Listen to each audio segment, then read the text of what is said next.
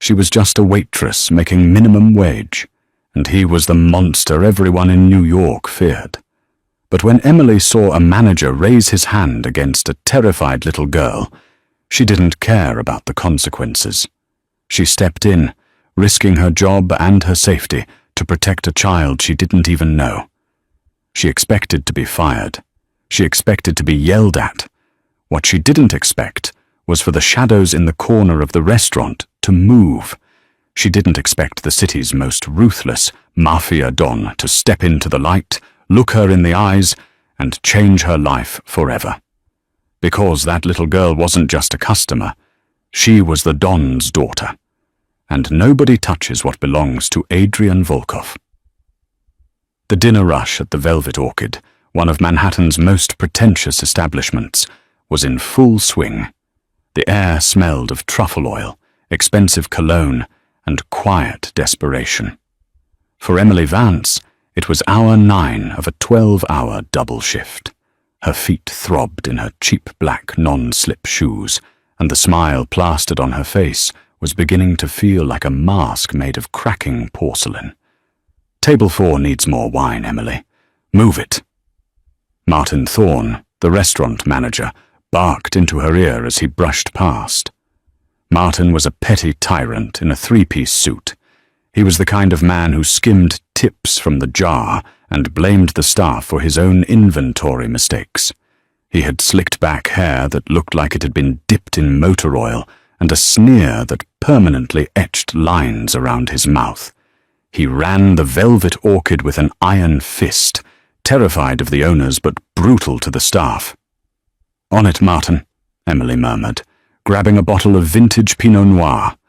She moved through the dining room with practiced grace, dodging buses and navigating the maze of tables occupied by the city's elite. Politicians, hedge fund managers, and socialites filled the seats, oblivious to the invisible workers keeping their glasses full. But in the far corner, at the most secluded booth, sat a pair that didn't quite fit the loud, boisterous energy of the rest of the room. A little girl, no older than 6, sat alone on one side of the velvet booth. She looked tiny against the dark upholstery, her legs swinging, not quite touching the floor. She wore a dress that probably cost more than Emily's car, but her eyes were wide and anxious. Sitting opposite her was a man obscured by the shadows and a large menu. All Emily could see was a broad chest clad in a bespoke charcoal suit and a wrist adorned with a platinum Patek Philippe watch that glinted in the low light. He radiated a cold, heavy silence that seemed to lower the temperature in a 5-foot radius. Emily had barely dropped off the wine at table 4 when a crash echoed through the restaurant. The chatter stopped. The clinking of silverware ceased. Emily spun around. At the secluded booth, a glass of cranberry juice had tipped over. The red liquid was dripping off the edge of the table, soaking into the pristine white tablecloth and splashing onto the expensive Persian rug beneath. The little girl froze. Her hands hovered over her mouth, her eyes filling with instant, terrified tears. She looked at the man across from her, but before he could react, a shadow descended upon the table. It was Martin. He had been hovering nearby, hoping to impress the VIP guest, and saw the spill as a personal affront. He lunged forward, his face twisting into a mask of rage. "You clumsy little brat!" Martin hissed, his voice loud enough to carry across the silent room. He grabbed a napkin and aggressively slammed it onto the table, making the girl flinch violently. "Do you have any idea how much this rug costs? Do you think this is a playground?" The girl shrank back, trembling. She opened her mouth to speak, but no sound came out. She was mute with fear.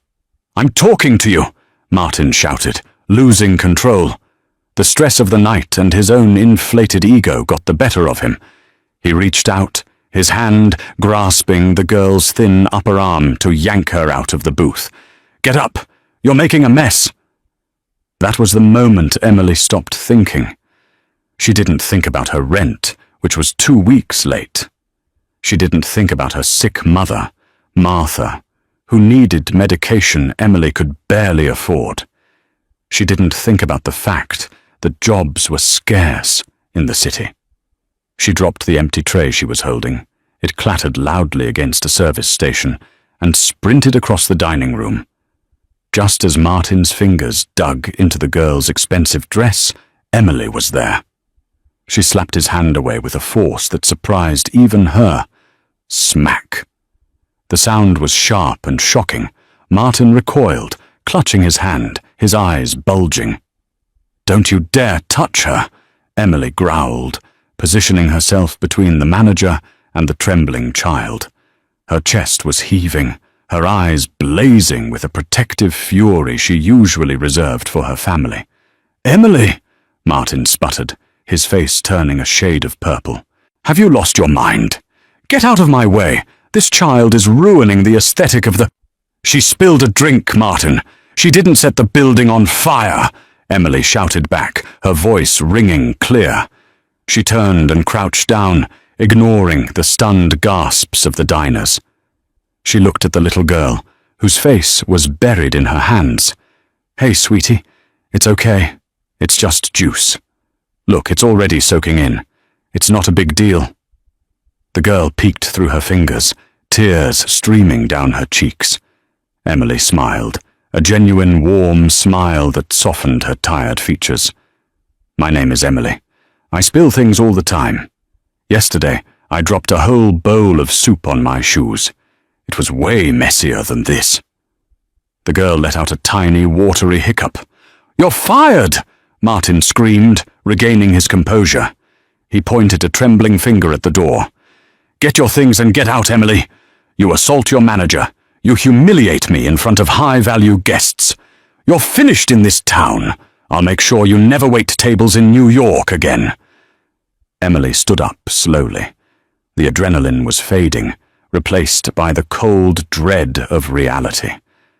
She had just lost her livelihood. But as she looked at Martin, sweaty, red-faced and bullying a child, she didn't regret it. "I'm leaving," Emily said quietly. "But not because you fired me. Because I won't work for a man who bullies children to feel powerful." "Get out!" Martin shrieked, reaching for her arm to physically escort her. "I suggest," a deep, baritone voice cut through the air like a serrated blade, "that you remove your hand from her arm immediately." The voice didn't come from the entrance.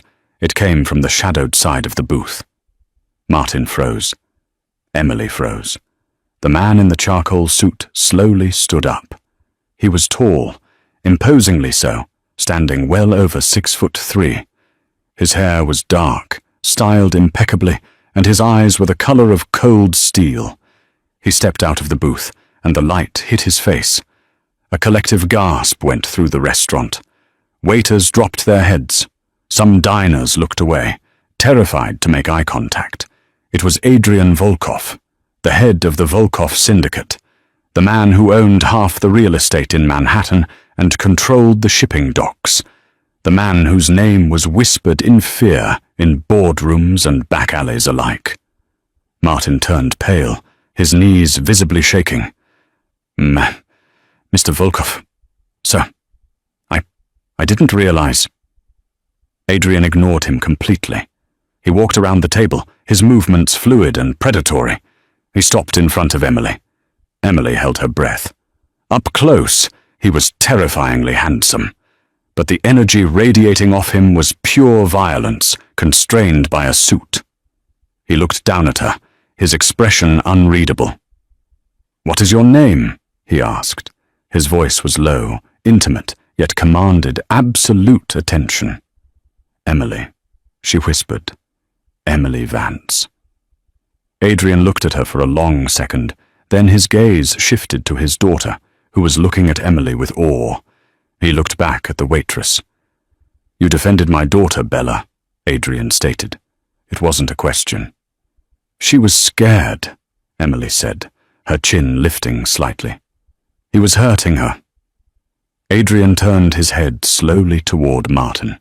The movement was mechanical, like a tank turret rotating toward a target. Martin whimpered. "Mr. Volkov, please," Martin stammered, sweat pouring down his face. She was disrespectful. The girl, Bella, she made a mess, and I was just trying to maintain the standards of— "You touched her," Adrian said. His voice was devoid of emotion, which made it infinitely scarier.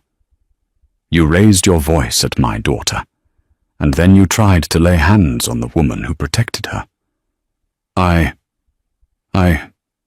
Martin couldn't speak.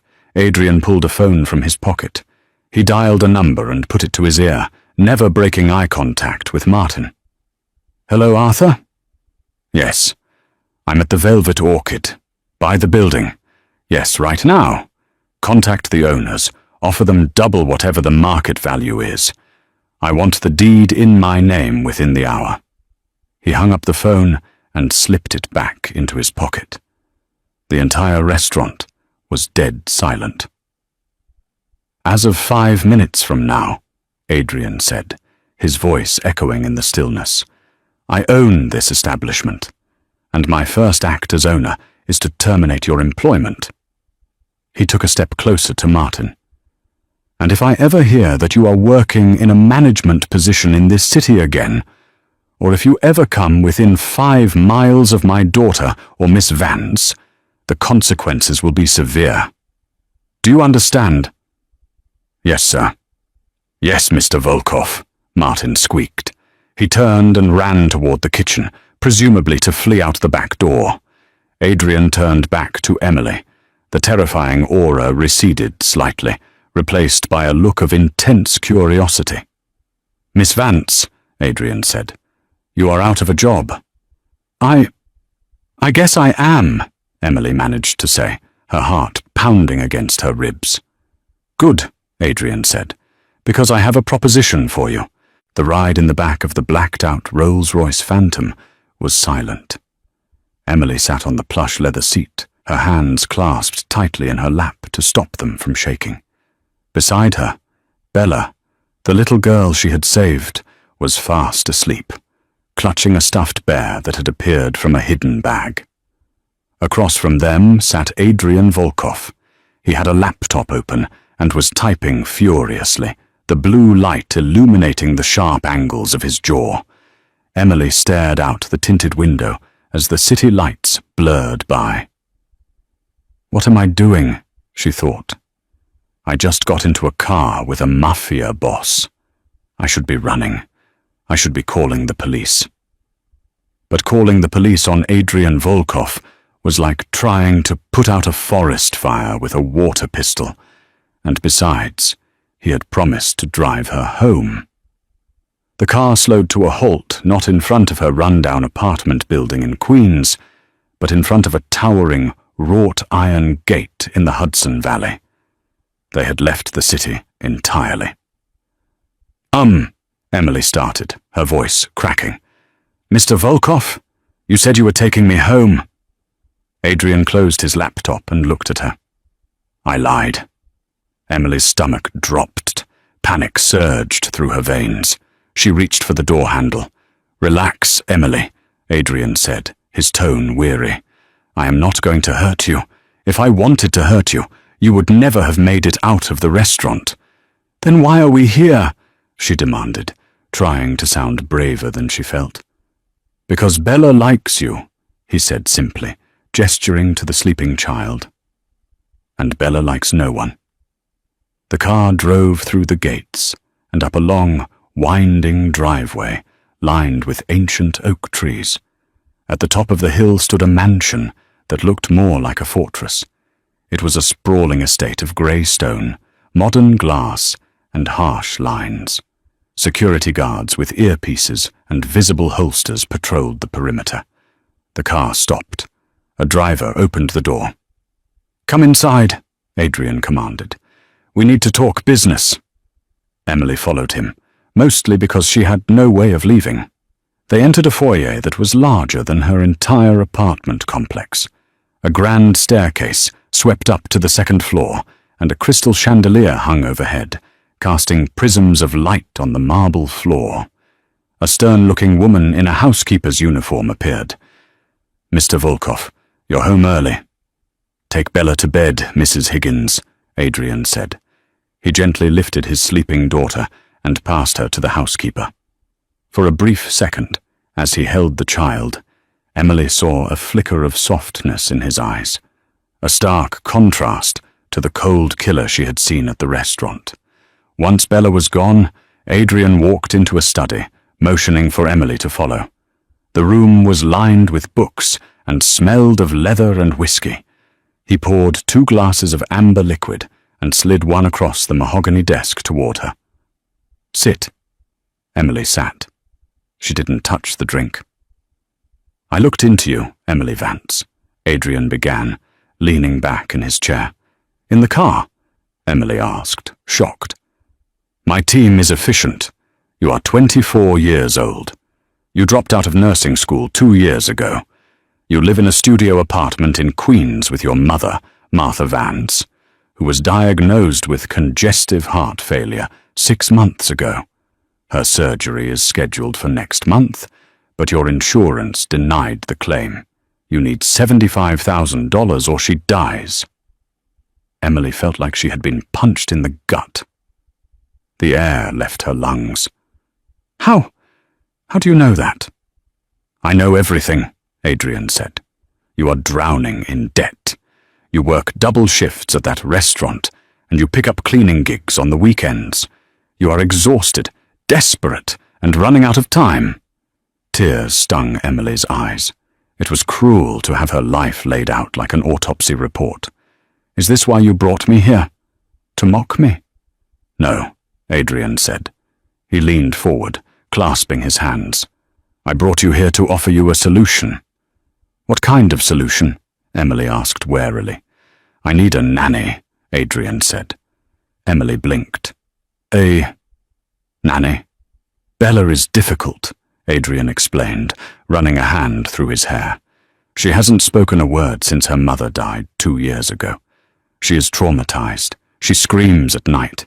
She attacks the staff. She trusts no one. I have hired the best child psychologists, the most expensive nannies from London and Paris. She chases them all away within a week." He paused, his eyes locking onto Emily's. "But tonight, when that manager grabbed her, she didn't pull away from you. When you spoke to her, she stopped crying. She slept in the car next to you without a nightmare. That hasn't happened in years."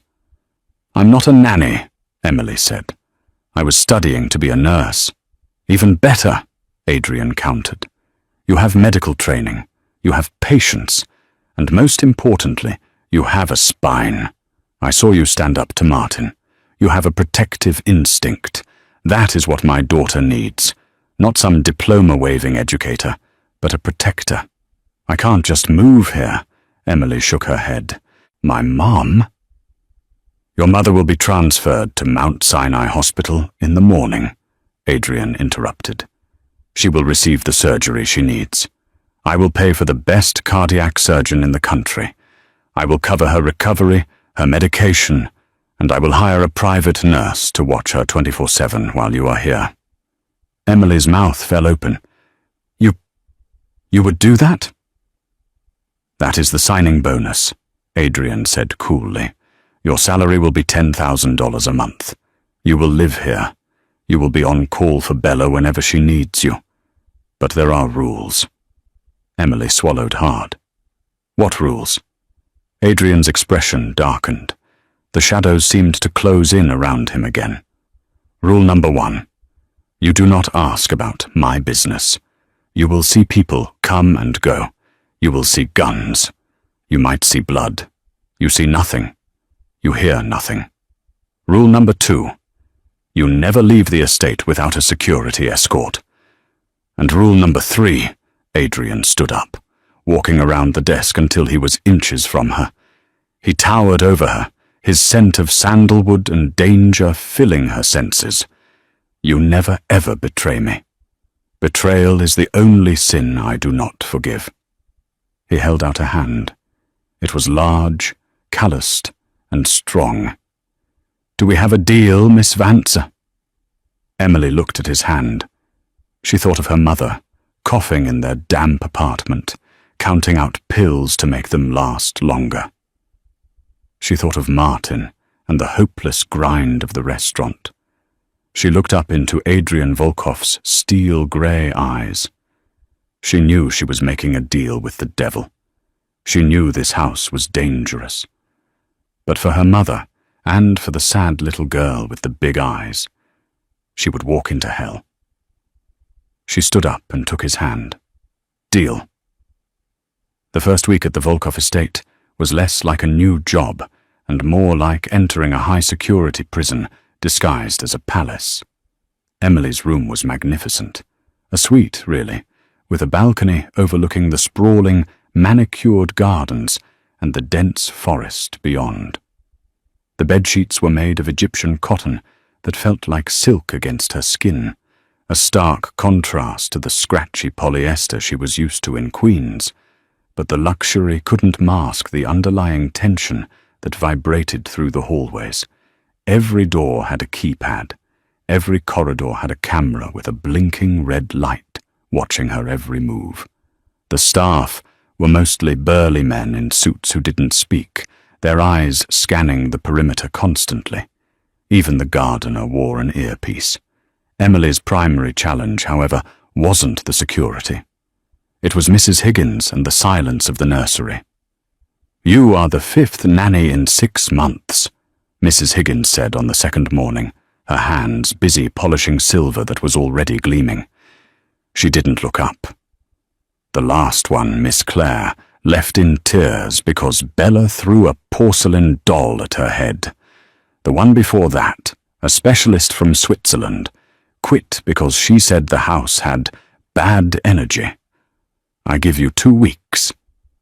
"I don't scare easily," Emily replied, grabbing an apple from the fruit bowl. "And I really need this job. So, Miss Clare and the Swiss lady can keep their opinions. Where is Bella?" "In her room.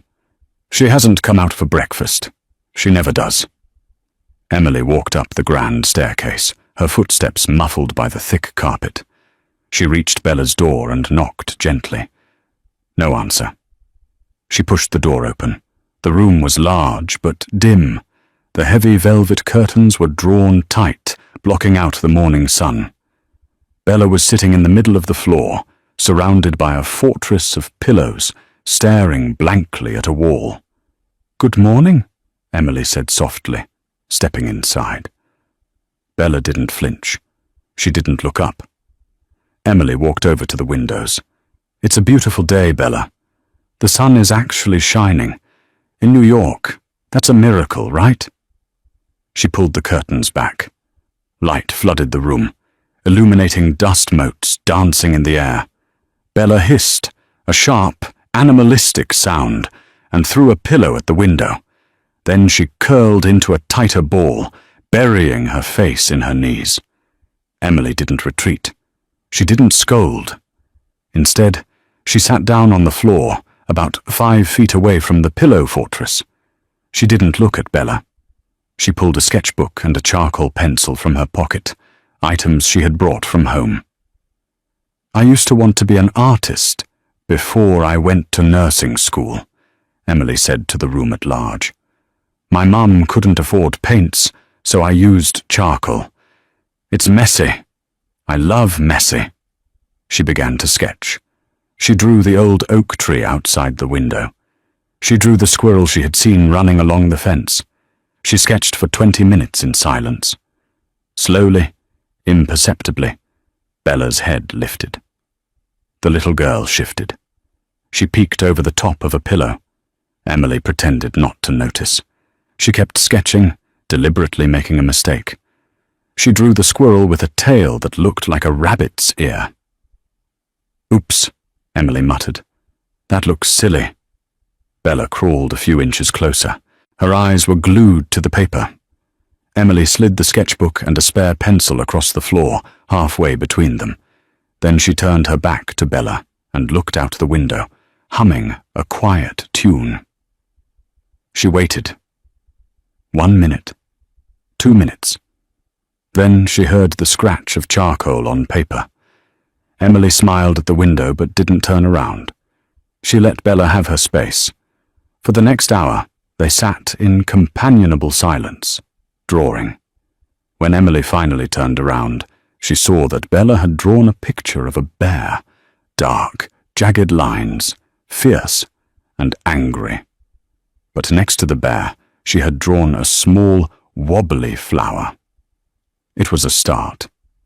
Later that afternoon, Emily was walking down the main hallway toward the kitchen to get Bella a snack.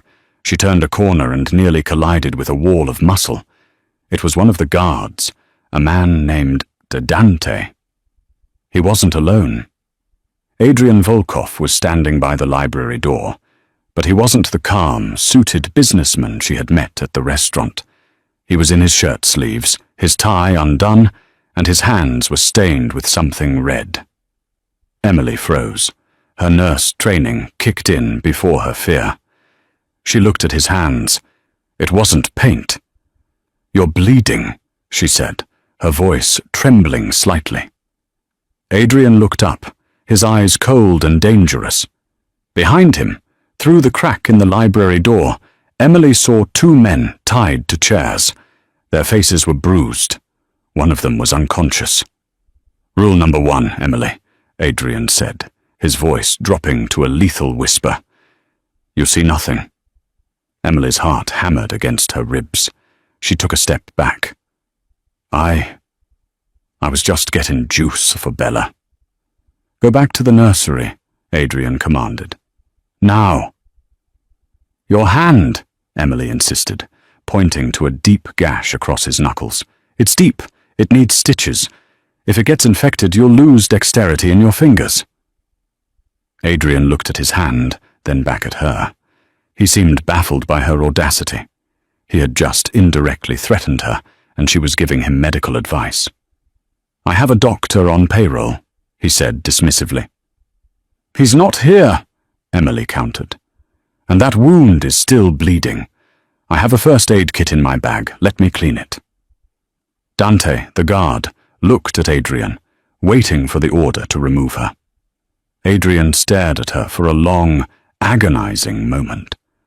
He saw the fear in her eyes, but he also saw the stubborn tilt of her chin. "5 minutes," Adrian said. "In the kitchen. Dante, close the library door." In the sterile, industrial-sized kitchen, Emily worked quickly. She ran Adrian's hand under cold water, the blood swirling down the drain. He didn't flinch as she poured antiseptic over the cut, though she knew it must have stung like fire. "You have steady hands," Adrian commented, watching her work. He was sitting on a bar stool, towering over her. "Nursing school," she muttered, wrapping a bandage efficiently around his knuckles. "Why are you doing this, Adrian? Why do you have men tied up in your library?" "Emily," he warned, his voice hardening. I know. Rule number 1," she sighed, tying the knot. "But you have a daughter upstairs, a daughter who is terrified of the world. Does she know what you do?" "She knows I protect her," Adrian said sharply. "She knows that everything I do to keep the wolves away from this door." "Sometimes," Emily said, looking him in the eye, "the wolf is already inside the house." Adrian pulled his hand back. The air crackled with tension. He leaned in close, his face inches from hers. She could see the flecks of gold in his grey eyes. "Do not mistake my tolerance for weakness, Emily. You are here because Bella likes you. Do not push your luck." "I'm not pushing my luck," Emily whispered. I'm worried about her. She drew a picture today. A bear and a flower. She's the flower, Adrian. You're the bear."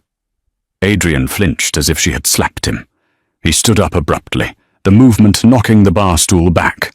"Keep her safe," he rasped, turning his back on her. "That is your only job." He stormed out of the kitchen, leaving Emily alone with the humming of the refrigerator and the lingering scent of his cologne and copper blood. She realized then that Adrian Volkov wasn't just a monster. He was a man tormented by his own nature, trapped in a cage of his own making, and she was locked in there with him. 3 weeks passed. The rhythm of the house began to shift. Bella was still mute, but she was no longer a ghost. She followed Emily around the house like a shadow. They baked cookies that turned out rock hard. They planted tulips in the garden, under the watchful eye of 3 guards, and they read books in the library. When Adrian wasn't using it for meetings, Emily's mother, Martha, had successfully undergone surgery. Emily received a video call from her mum, looking pale but alive, resting in a private room at Mount Sinai that looked more like a hotel suite. Seeing her mother smile for the first time in years made the fear of living in the Volkov mansion worth it. One Tuesday, the atmosphere in the house changed. The guards were tighter. The phone lines were busy. Adrian had been locked in his office since dawn. "We need to go out," Emily decided. She found Dante in the hallway. "Bella needs fresh air, real fresh air. Not just the backyard." "Mr. Volkov gave orders. No leaving the estate," Dante grunted. "The estate includes the private park down the road, doesn't it?" Emily asked. "It's enclosed. It belongs to the Volkovs. Bella has been staring at the same 4 walls for a month. She's getting restless." Dante hesitated, then touched his earpiece. He muttered something, listened, and then nodded. "Fine. But we take the armored SUV, and I bring 3 men." The private park was a secluded stretch of woodland and a playground that looked like it hadn't been used in years. It was surrounded by a 12-foot fence. Emily pushed Bella on the swing. For the first time, she heard a sound from the girl that wasn't a cry or a hiss. It was a giggle. A rusty, quiet giggle, but a giggle nonetheless. Emily beamed. "Higher!" Bella nodded vigorously. Emily pushed her higher, laughing as Bella's hair flew in the wind. The guards stood at the perimeter, smoking cigarettes, looking bored. They felt safe here. It was Volkov territory. That was their mistake. Emily walked over to the bench to grab Bella's water bottle. As she bent down, she noticed a reflection. A glint of light from the dense tree line just outside the fence. It wasn't the sun reflecting off a leaf. It was too steady, too round. Scope. The word flashed in Emily's mind, a relic from a movie or a book, but the instinct was primal. She didn't scream. She didn't freeze. She moved. "Bella, get down!" Emily sprinted toward the swings. A crack echoed through the air, suppressed but audible. Dirt exploded next to Bella's shoe. Emily threw herself at the child, tackling her off the swing and into the mulch, just as a second bullet pinged off the metal chain where Bella's head had been a second ago. "Contact! Contact north perimeter!" Dante roared, pulling his weapon. Chaos erupted. The guards opened fire toward the trees. Dante sprinted toward Emily and Bella, grabbing them by their jackets and dragging them behind the concrete structure of the slide. Bella was screaming now, a silent, open-mouthed scream of pure terror. Emily held her tight, shielding the girl's body with her own. "It's okay, I've got you! I've got you!" Emily chanted, though she was shaking violently. They were bundled into the SUV seconds later. Tires screeched as they tore out of the park, speeding back toward the mansion. When they arrived, the gates were already open. Adrian was standing on the steps. He looked like the god of war. He had a rifle in one hand, and his face was a mask of pure, unadulterated fury. The car barely stopped before Adrian ripped the door open. He didn't look at Dante. He looked straight at Bella. Seeing she was unharmed, he pulled her into his arms, crushing her to his chest. He buried his face in her hair, breathing raggedly. Then he looked at Emily. She was sitting in the back seat, her knees scraped and bleeding from the tackle, her shirt torn. She was pale, shocked, but alive. "Get them inside," Adrian barked at Mrs. Higgins, who had rushed out. Take Bella to the safe room. Lock it." Once Bella was gone, Adrian turned on Dante. "How?" Adrian asked. His voice was quiet, which was terrifying. "How did a shooter get within range of my daughter on my land?" "Boss, it was a pro," Dante stammered, looking at the ground. "Suppressed rifle, long range. We didn't see him until the nanny saw him," Adrian finished. He stepped closer to Dante. "A waitress from Queens has better situational awareness than my head of security." "Adrian," Emily said, stepping out of the car. Her legs felt like jelly. "Don't hurt him. They got us out." Adrian turned to her. He marched over, grabbing her shoulders. His grip was bruising. He scanned her frantically. "Are you hit? Is there blood?" "I'm fine," Emily said breathlessly. "Just scrapes." "You could have been killed," he roared, shaking her slightly. "You stupid, reckless woman. You threw yourself in front of a bullet." "I was protecting her," Emily shouted back, adrenaline overriding her fear of him. "That's my job. That's what you hired me for." "I didn't hire you to die," Adrian bellowed. They stared at each other, chests heaving. The violence of the moment hung between them, heavy and electric. "Who was it?" Emily asked, her voice dropping. Adrian let go of her shoulders and turned away, running a hand over his face. "Lucaro Moretti." The name hung in the air like a curse. "The Moretti family has been trying to take the ports for years," Adrian said, his voice devoid of emotion now. "Lucaro. He doesn't have boundaries. He doesn't care about families. He sent a message today. He tried to take the one thing that matters to me." He turned back to Emily. The anger was gone, replaced by a grim resolve. "You can't stay here," Adrian said. Emily blinked. "What? You're firing me?" "I'm trying to save your life," Adrian said. "Today was a warning. Next time they won't miss. I will give you $1 million. Take your mother. Go to Europe. Disappear. You've done enough. You saved her life today. I am in your debt." Emily looked at the mansion. She thought of Bella, terrified in the safe room. She thought of the little girl who had just started to giggle. If Emily left, Bella would retreat back into the darkness. She would be alone in this cold fortress, with a father who loved her, but didn't know how to reach her. Emily squared her shoulders. "No." Adrian stared at her. "Excuse me." "I said no," Emily said firmly. "I'm not leaving. Bella needs me. And I'm not running away from a bully." I stood up to Martin. "I'll stand up to this Lucaro guy, too." "This isn't a restaurant manager, Emily," Adrian shouted. "This is the Mafia. They kill people." "Then you better teach me how to shoot," Emily said, crossing her arms. Adrian looked at her for a long time. Silence stretched over the driveway. Slowly, a look of grudging respect, and something else, something hotter, dawned in his eyes. "You're insane," Adrian muttered. "I'm the nanny," Emily corrected. "Fine," Adrian said. "You stay. But the rules have changed." "How?" "Rule number 4, Adrian said, stepping close again, his voice low and husky. "You stay by my side, at all times.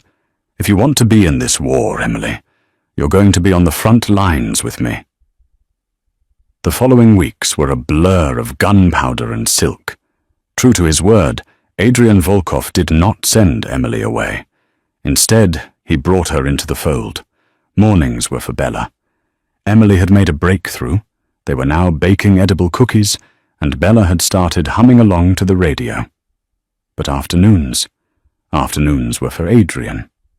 In the basement of the mansion lay a state-of-the-art shooting range and gym. This was where Emily's education began. "Stance wider," Adrian instructed, tapping the inside of her ankle with his boot. "You are too stiff. If the gun kicks, you will fall." Emily gritted her teeth, adjusting her feet. She held the Glock 19, her arms trembling slightly from the weight. It wasn't heavy, but holding it aimed for 20 minutes was exhausting. "I'm tired, Adrian." "Fatigue is when mistakes happen," he said mercilessly. "Again." He stood behind her, his chest brushing against her back. The heat radiating from him was distracting. He reached around, his large hands covering hers to correct her grip. "Relax your shoulders," he whispered, his breath ghosting over her ear. "Breathe out as you squeeze. Don't pull. Squeeze." Emily's heart rate spiked, and it wasn't because of the weapon. His proximity was intoxicating. He smelled of gun oil and expensive soap. She took a breath, centered the sight on the paper target, and fired. Bang! Center mass. "Better," Adrian murmured, stepping back. The loss of his warmth was immediate and jarring. He walked around to face her. "You have a natural instinct for this. It's unsettling." "I grew up in Queens," Emily joked weakly, lowering the gun. "I've seen things." "Not like this," Adrian said, his face serious. "Next week is the Celestial Gala. It is the one night a year where the 5 families of New York meet under a truce. No weapons, no bloodshed, just politics. And you're going? I have to. Lucaro Moretti will be there. If I don't show, it looks like weakness. It looks like I am afraid of his attack on my daughter."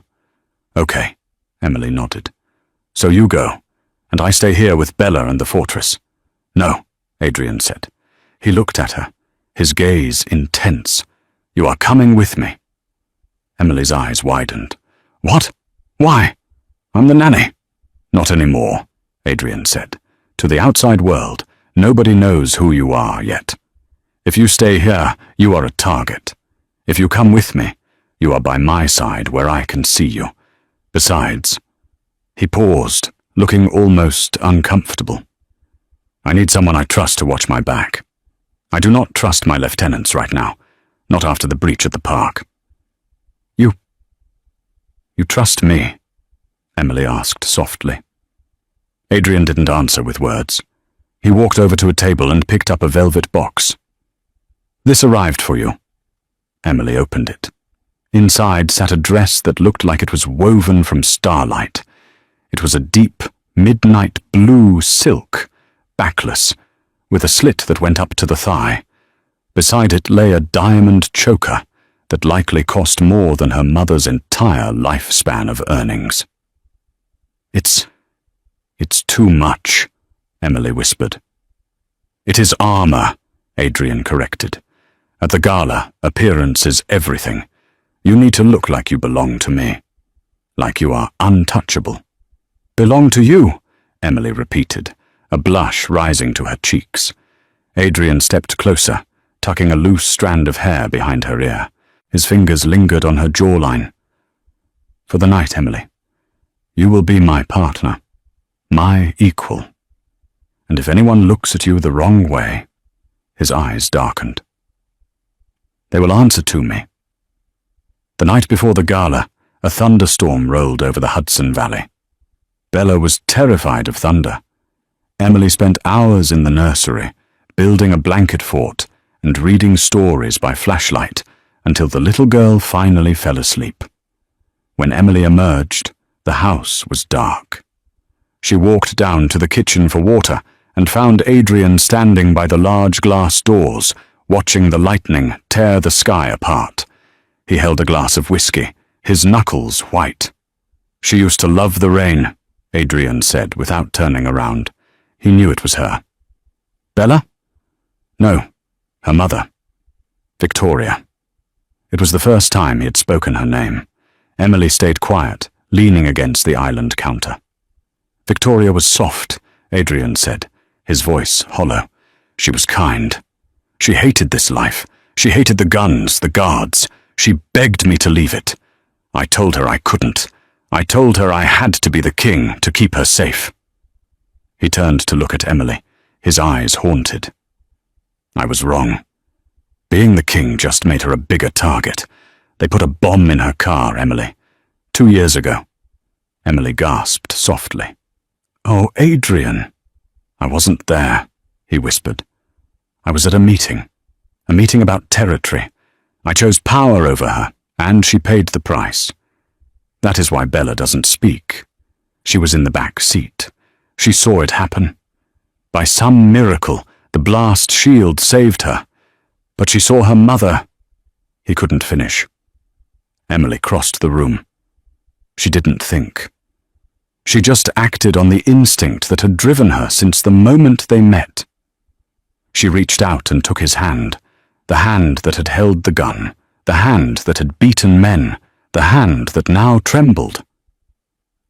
You are not that man anymore, Emily said fiercely. You are the man who stopped the world for his daughter. You are the man who took in a stranger to protect her. You aren't just a king, Adrian. You're a father. Adrian looked down at their joined hands. Then he looked at her lips. The air in the room grew heavy, charged with the electricity of the storm outside and the fire between them. He pulled her closer. Emily didn't resist. Her hands moved up his chest, feeling the solid beat of his heart. Emily, he groaned, I am dangerous. You should run from me. I told you, she whispered, rising on her tiptoes. I don't scare easily. He kissed her. It wasn't a gentle kiss. It was a collision. It was desperate, hungry, and full of the pent-up emotion of the last month. His hands tangled in her hair, pulling her flush against him. Emily kissed him back with equal force, tasting the whiskey and the sorrow on his tongue. For a moment, in the dark kitchen during a thunderstorm, the Mafia Don and the waitress were just a man and a woman, clinging to each other in a world trying to tear them apart. The grand ballroom of the Plaza Hotel was transformed into a gilded cage. Crystal chandeliers dripped from the ceiling, and the room was filled with the most powerful criminals in the Western Hemisphere. Men in tuxedos discussed money laundering over champagne. Women in couture gowns laughed about politicians they had bribed. When Adrian Volkov entered, the room went quiet. He wore a tuxedo that fit him like a second skin, tailored to conceal the holster under his arm. But it was the woman on his arm that drew every eye. Emily looked regal. The midnight blue dress hugged her curves, the diamonds at her throat catching the light. Her hair was swept up, revealing the elegant line of her neck. She held her head high, her face a mask of cool indifference, just as Adrian had taught her. Breathe, Adrian murmured, his hand warm on the small of her back. They are sharks. Do not bleed. I'm okay, Emily whispered back, though her stomach was doing somersaults. They moved through the crowd. Adrian was greeted with nods of respect and fear. He introduced Emily simply as Emily, offering no last name, no explanation. The mystery only added to her allure. Volkov! The voice was loud, boisterous, and fake. A man separated himself from a group near the bar. He was shorter than Adrian, with a smile that showed too many teeth and eyes that looked like dead fish. Lucaro, Adrian acknowledged, his voice dropping 10 degrees. Lucaro Moretti spread his arms. I didn't think you'd come. After, well, you know, troubles at home. It was a veiled reference to the assassination attempt. Emily felt Adrian's muscles coil beneath his suit jacket. My home is a fortress, Lucaro, Adrian said smoothly. Pests are easily exterminated. Lucaro's smile twitched. His eyes slid to Emily. He looked her up and down in a way that made her want to take a shower. And who is this lovely creature? A new toy, Adrian. You usually prefer them quieter. I am not a toy, Emily said. Her voice was clear, cutting through the tension. She looked Lucaro dead in the eye. And I would be careful who you call a pest, Mr. Moretti. Pests have a nasty habit of carrying diseases that kill their hosts. Lucaro blinked, surprised by her boldness. Then he laughed, a dry, rasping sound. Feisty. I like that. Enjoy the party, Lucaro, Adrian said, steering Emily away before he killed the man right there on the dance floor. You did good, Adrian whispered in her ear as they moved to the edge of the room. But don't provoke him too much. He is unhinged. He ordered the hit on Bella, Emily hissed.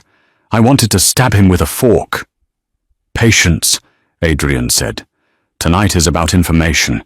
I need to know who his supplier is. Once I cut off his supply, he is finished. Adrian left her briefly to speak with an associate from the Russian Bratva. Emily stood by a marble pillar, sipping sparkling water, scanning the room. She was watching for threats, for anything out of place. Champagne, miss? A waiter appeared at her elbow, holding a silver tray. He kept his head down. No, thank you, Emily said, not looking at him. Are you sure? The waiter asked. It's a very expensive vintage, the Velvet Orchid Special. Emily froze. The blood drained from her face. She knew that voice. She turned slowly. The waiter looked up. It was Martin, the manager from the restaurant. But he looked different. His face was gaunt, his eyes wild and bloodshot. He wore a cheap waiter's uniform that was too big for him. Martin, Emily breathed. You, Martin spat, his voice a low tremble. Look at you, wearing diamonds, rubbing shoulders with murderers, while I lost everything. I lost my job, my reputation, my apartment. I live in a shelter because of you. You did that to yourself, Emily said, backing away. You hurt a child. I was doing my job, Martin hissed, stepping closer, blocking her path. He reached into his jacket pocket.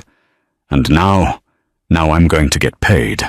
Moretti promised me 50 grand if I caused a scene, if I took something from Volkov. Emily saw the glint of metal.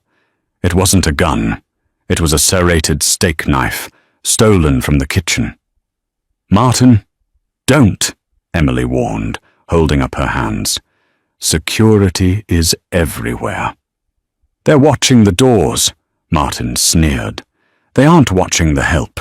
Nobody watches the help. That's what you used to be, right? Nobody. He lunged. Emily didn't scream. She flashed back to the basement. Stance.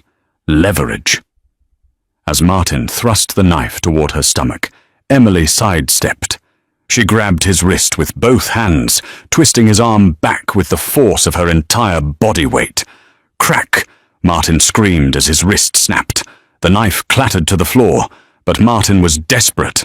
He swung his other fist, catching Emily on the cheekbone.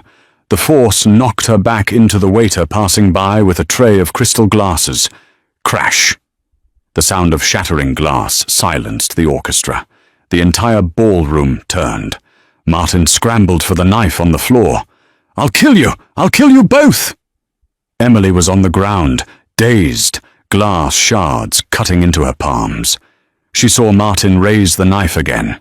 Bang! A single shot rang out. Martin froze.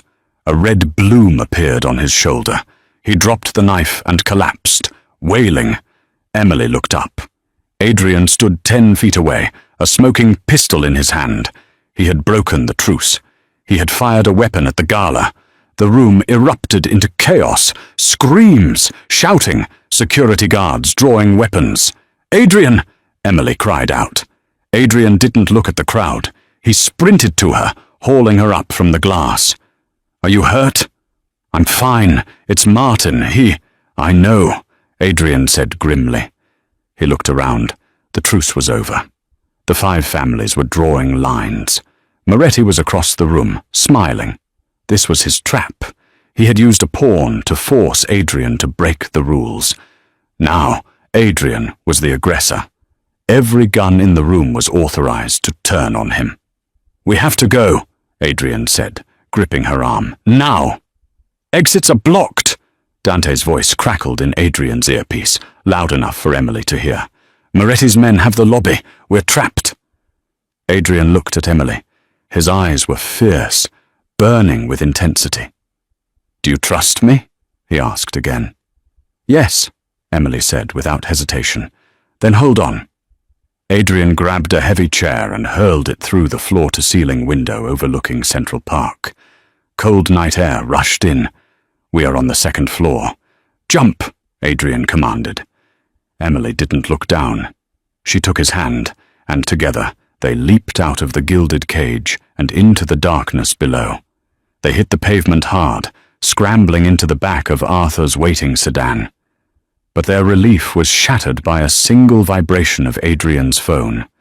He looked at the screen, and his face turned to stone. "Checkmate. I have her." "The gala was a distraction," Adrian rasped, showing Emily the text. "Lucaro is at the house. He has Bella." The drive back to the Hudson Valley was a blur of terrifying speed. When they arrived, the estate gates hung off their hinges, and the mansion stood dark, the power cut. They moved through the wrecked foyer like ghosts, heartbeats thundering against their ribs. Upstairs, a chilling voice drifted from the nursery. "Daddy's home," Lucaro Moretti sneered. They burst into the room. The nursery was trashed. Lucaro sat in the center, a silver handgun pressed casually against a trembling Bella. "I was just telling her how you killed my brother, Adrian." Lucaro smiled, his eyes dead and cold. "Take me." Adrian stepped forward, his hands raised in surrender. "Let the girl go, and I am yours." "I'll take you both," Lucaro laughed. "But first I think the brat needs a lesson." He raised his hand to strike the child. Suddenly, a sound pierced the air, a sound absent for 2 years. "No!" Bella screamed, her voice rusty but furious, standing up with her fists clenched. "Leave her alone." Lucaro froze, stunned that the mute girl had spoken. That split second of hesitation was all Emily needed. She didn't have a gun, but she saw something on the floor, a charcoal pencil, sharpened to a lethal point for fine details. Emily lunged. She drove the pencil into the soft spot of Lucaro's neck with all the force of her maternal instinct.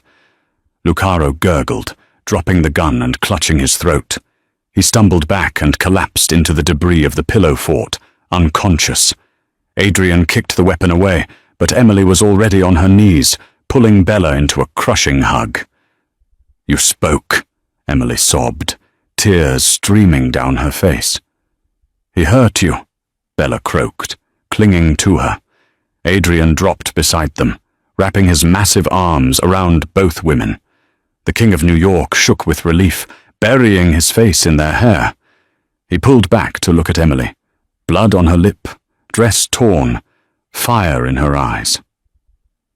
"You took down a Don with a pencil," he murmured in awe. "I told you," Emily whispered, leaning into his touch.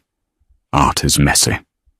Adrian kissed her fiercely, a promise sealed in blood and survival. "You are no nanny, Emily Vance," he whispered against her lips. "You are the queen of this house, and God help anyone who tries to touch what is ours." From spilling juice in a high-end restaurant to taking down a Mafia Don with a charcoal pencil, Emily Vance's life changed in ways she never could have imagined. She didn't just find a job, she found a family worth fighting for, and a love that was as dangerous as it was undeniable. Adrian Volkov, the monster in the expensive suit, found the one thing he thought he had lost forever: redemption. And little Bella found her voice again, secure in the knowledge that she was protected, not just by a king, but by a queen who would burn down the world to keep her safe. Thank you so much for watching this Mafia romance saga.